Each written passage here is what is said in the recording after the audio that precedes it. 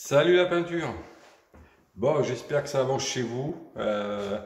Donc comme on m'a demandé, et comme j'ai un peu de temps que j'en ai trouvé une, je vais vous expliquer comment reboucher une fissure euh, avec simplement de l'enduit et un couteau. Donc je vous fais voir. Voilà, le genre de choses qu'on peut rencontrer quand on décolle du papier peint ou quand on refait sa peinture chez soi. Donc voilà, je vais vous expliquer vite fait comment ça se passe, c'est pas sorcier. Déjà il vous faut de l'enduit. En l'occurrence là, je sais que ça va en faire crier plus d'un et que les anciens vont se souvenir. Voilà, du cime. Donc ça c'est bien. Ça rebouche, ça colle, ça scelle. Seul inconvénient, c'est que c'est très galère, enfin, c'est galère à poncer. Voilà, c'est plus galère qu'un enduit normal.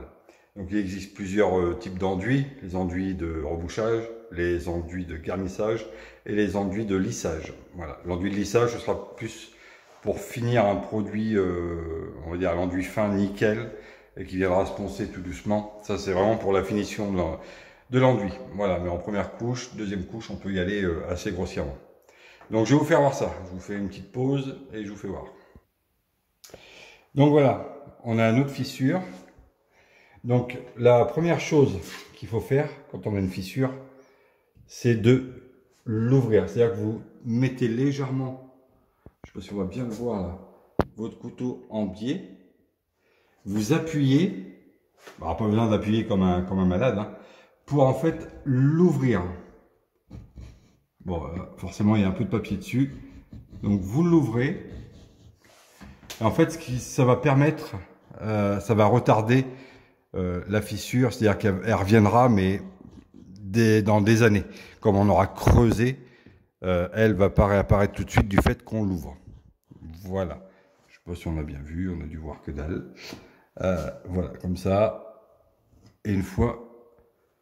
elle est bien ouverte. On passe un coup de couteau parce qu'à chaque fois qu'on ouvre, on ramène un peu de merde sur les côtés. Donc un coup de couteau, ça évitera qu'il y ait de la merde après quand on passe l'enduit. Donc là, je récupère mon enduit que j'ai mis sur le mur. Donc on pose son enduit sur la fissure en appuyant. Comme ça, ça permet à l'enduit de rentrer dans la fissure. Je sais pas si on voit toujours. Je sais pas où est mon... Voilà. Et ensuite... ce qu'il faut faire, vous remontez au plus haut et vous appuyez, vous mettez à peu près un angle comme ceci, hein, pas trop comme ça servira à rien, mais plus comme ça. Et ensuite, vous appuyez là et votre fissure est rebouchée. Alors ce qui va se passer, c'est que dès que ça va sécher, l'enduit va se mettre en retrait, c'est-à-dire que ça va creuser. Donc, une fois que c'est sec, une fois que c'est creusé, vous remettez encore une ou deux passes d'enduit dessus, jusqu'à que ce soit vraiment à ras du mur, en fait. Voilà. Donc, après, ça sert à rien de recharger. Là, je vous fais juste voir pour le geste. Tac.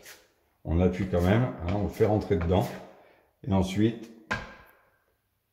l'inclinaison, on fait ça. Et voilà. C'est tout bête. Et une fois que c'est fini, alors ça c'est rien, hein, c'est l'enduit que j'ai posé, je vais l'enlever.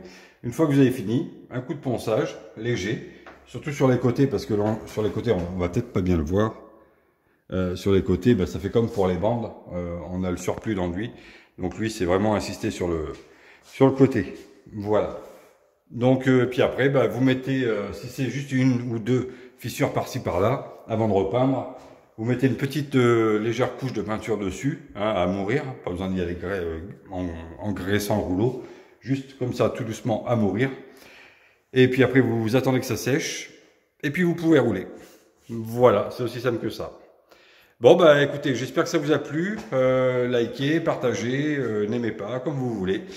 Et puis, plus tard. Allez, salut!